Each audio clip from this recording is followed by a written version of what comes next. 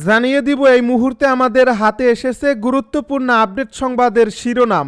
শুরুতেই থাকছে একটি চাঞ্চল্যকর প্রতিবেদন। আওয়ামী লীগ বিএনপি ঐক্যজোট হয়ে ইউনূসের বিরুদ্ধে ষড়যন্ত্র।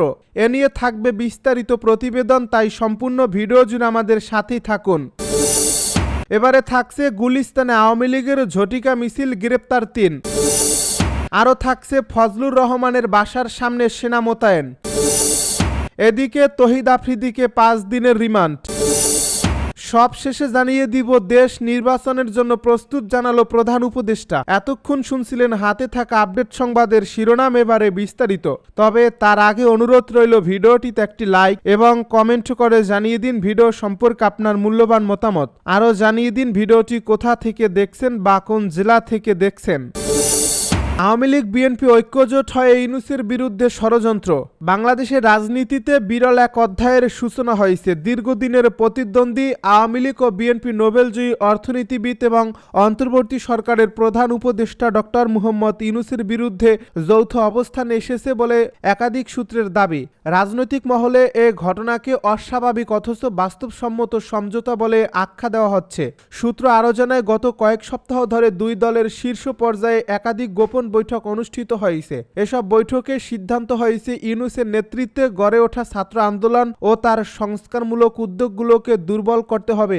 এজন্য যৌথভাবে প্রচারণা চালানো, রাজনৈতিক মাঠে চাপ সৃষ্টি করা এবং আন্তর্জাতিক মহলে তার গ্রহণযোগ্যতা প্রশ্নবিদ্ধ করার পরিকল্পনা নেওয়া হয়েছে। আওয়ামী লীগের এক সিনিয়র নেতা নাম প্রকাশ না করার শর্তে বলেন, ইউনূসের জনপ্রিয়তা দিন দিন বাড়ছে। তাকে এককভাবে মোকাবেলা করা কঠিন, তাই বিএনপির সঙ্গেও কৌশলগত সমঝোতা করতে হচ্ছে। অন্যদিকে বিএনপির এক নেতা জানান, আমাদের লক্ষ্য একটাই, ইউনূসকে ক্ষমতার বাইরে রাখা। কারণ তিনি ছাত্রদের আস্থা পেয়েছেন, আন্তর্জাতিক সমর্থনও পাচ্ছেন। তাকে অনেক সুযোগ দিলেও আমাদের রাজনৈতিক অস্তিত্বই সংকটে পড়বে। রাজনৈতিক বিশ্লেষকেরা বলছেন, এ ধরনের ঐক্য বাংলাদেশের রাজনীতিতে নতুন বাস্তবতা তৈরি করছে।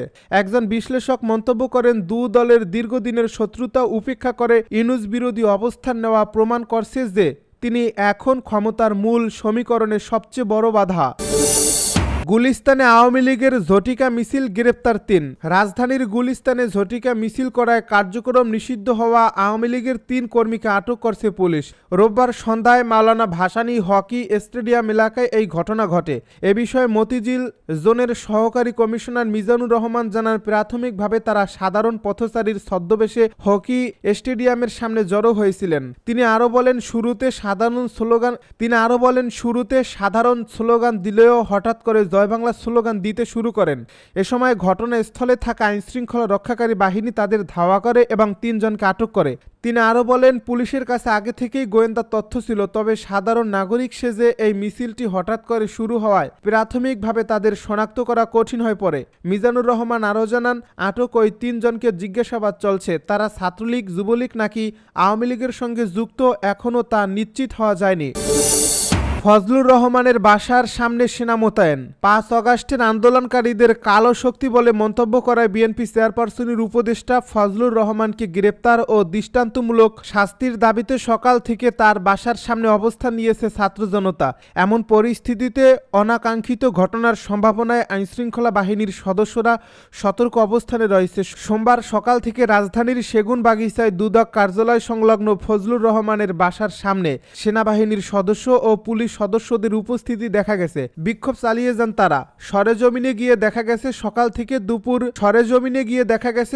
থেকে দুপুর গড়িয়ে গেলে আন্দোলনকারীরা তাদের অবস্থান কর্মসূচি চালিয়ে যাচ্ছেন, তবে এখন পর্যন্ত কোনো বিশৃঙ্খল অবস্থার সৃষ্টি হতে দেখা যায়নি। ফজলুর রহমানের বাসার সামনে থাকা আন্দোলনকারী এক ছাত্র বলেন, বিএনপির ফজলুর রহমান উনি বিপ্লবীদেরকে যেভাবে রাজাকারের বাচ্চা বলেছেন, তাদেরকে যে পরিমাণে কালো শক্তি বলেছেন এবং তিনি বলেছেন, আমরা 24-এ অভিনয় করছি, আমরা আসলে অভিনয়টা করতে আসছি এবং এখানে আজকে তাকে গ্রেপ্তার করার অভিনয়টা করা হবে। তিনি আরো বলেন, আমাদের দাবি হচ্ছে তাকে গ্রেপ্তার করে দৃষ্টান্তমূলক শাস্তির আওতায় আনতে হবে। আমরা সুশীলভাবে আন্দোলন করছি, প্যাসিভভাবে আন্দোলন করছি, কিন্তু আমাদের কাছে মনে হয় আমাদের অন্তর্বর্তী সরকার আমাদের সুশীল আন্দোলন এবং প্যাসিভ আন্দোলনের মূল্যায়ন করতে ব্যর্থ হয়েছেন।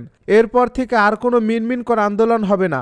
আজকে যেমন তার বাসার সামনে এসে চোখে চোখ রেখে কথা বলতেছি, এরপর থেকে যে কেউ 24-এর আন্দোলনকে যারা খাটো করতে চাইবে তাদের সঙ্গে সামনাসামনি হবে। আমরা এই বিপ্লবী জনতা চোখের সামনে চোখ রেখে কথা বলবো।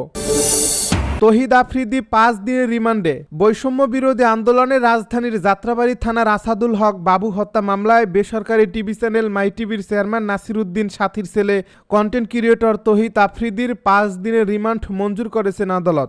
সোমবার শুনানি শেষে ঢাকার মেট্রোপলিটন ম্যাজিস্ট্রেট সারা ফারজানা হক তার রিমান্ড মঞ্জুর করেন। এদিন দুপুর 2:25 তাকে ঢাকার চিফ মেট্রোপলিটন ম্যাজিস্ট্রেট আদালতে আনা হয়। এ সময় তাকে সিএমএম আদালতের হাজতখানায় রাখা হয়। মামলার তদন্ত কর্মকর্তা সিআইডির পুলিশ পরিদর্শক খান মোহাম্মদ এরফান জিজ্ঞাসাবাদের জন্য তাকে 7 দিনের রিমান্ডে নেওয়ার আবেদন করেন। শুনানির সময় তাকে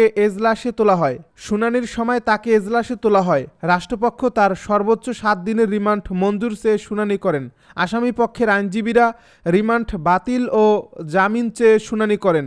উভয় পক্ষের শুনানি শেষে আদালত তার রিমান্ড মঞ্জুর করেন। রোববার রাতে সিআইডির একটি দল বরিশাল থেকে তহিদ আফ্রিদিকে গ্রেপ্তার করে। এর আগে 17 আগস্ট রাজধানীর গুলশান থেকে আফ্রিদির বাবা নাসিরকে গ্রেপ্তার করা হয়। পরদিন এই মামলায় তার 5 দিনের রিমান্ড মঞ্জুর করেন আদালত। মামলার সূত্রে জানা গেছে, বৈষম্য বিরোধী আন্দোলন চলাকালে গত বছরের 5 আগস্ট যাত্রাবাড়ী থানাধীন পাকা রাস্তার উপর আন্দোলনে অংশ নেন মোহাম্মদ আসাদুল হক বাবু। এই ঘটনার দিন দুপুর 2:30টায় আসামিদের ছোড়া গুলি আসাদুলের বুকে ও ডান পাশে লাগে। পরে হাসপাতালে নেওয়া হলে চিকিৎসক তাকে মৃত ঘোষণা করেন। এই ঘটনায় গত বছরের 30 আগস্ট যাত্রাবাড়ী থানায় হত্যা মামলা করেন নিহতের বাবা জয়নাল আবেদিন। দেশ নির্বাচনের জন্য প্রস্তুত বলছে প্রধান উপদেষ্টা অধ্যাপক ডক্টর মুহাম্মদ ইউনূস বলেছেন, বাংলাদেশ রাজনৈতিক ইতিহাসে এক নতুন পরিবর্তনের জন্য প্রস্তুত। সরকারের প্রত্যক্ষ মদদে 1 বছর আগে ঘটে যাওয়া হত্যাযজ্ঞ এবং ছাত্র জনতার গণ অভ্যুত্থানের পর বর্তমানে দেশ যথেষ্ট স্থিতিশীল এবং নির্বাচনের জন্য প্রস্তুত। সোমবার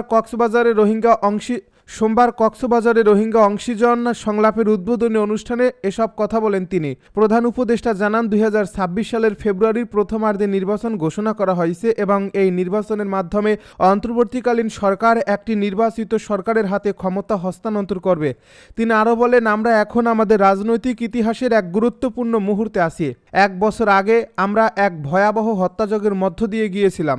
এরপর ছাত্র নেতৃত্বাধীন গণ অভ্যুত্থানের মাধ্যমে ফ্যাসিবাদী শাসন থেকে দেশকে মুক্ত করা সম্ভব হয়েছে।